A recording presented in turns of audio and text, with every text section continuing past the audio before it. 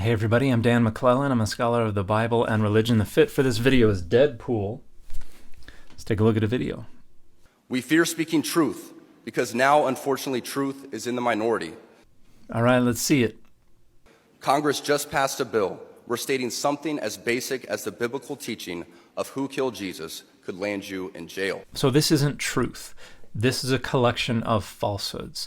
Congress did not pass H.R. 6090. The House passed H.R. 6090. The Senate hasn't even considered it yet and is not going to pass it.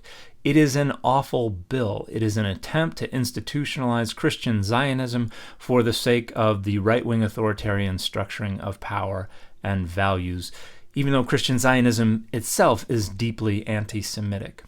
But it also doesn't throw anybody in jail for saying that Jewish people killed Jesus, which, by the way, is not supported by the historical data and is only inconsistently claimed across the four different Gospels, who represent responsibility for Jesus' death in different ways.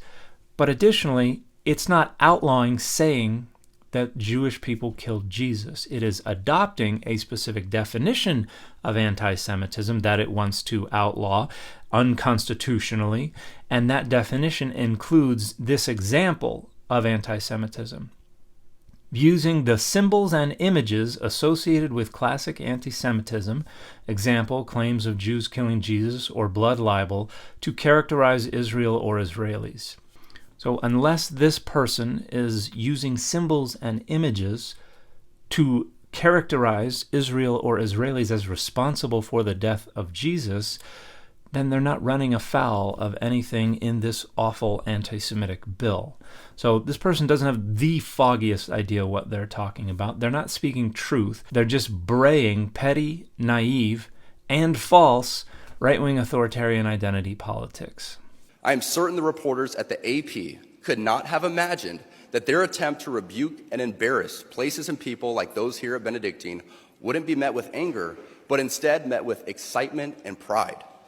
Not the deadly sin sort of pride that has an entire month dedicated to it, but the true God-centered pride that is cooperating with the Holy Ghost to glorify Him. So this is also not truth, but an outright falsehood. This individual is trying to suggest that gay pride is pride that qualifies as the first of the 7 deadly sins. But the Oxford English Dictionary provides this sense as the first sense for the noun pride, a high, especially an excessively high, opinion of one's own worth or importance which gives rise to a feeling or attitude of superiority over others, inordinate self-esteem. In this sense, the first of the 7 deadly or capital sins. This is not the sense of pride that is used in Pride Month or in gay pride. The Oxford English Dictionary provides that sense much further down. Here, this is sense 1.6a, a sense of confidence, self-respect, and solidarity as felt or publicly expressed by members of a group, typically one that has been socially marginalized, on the basis of their shared identity, history, and experience.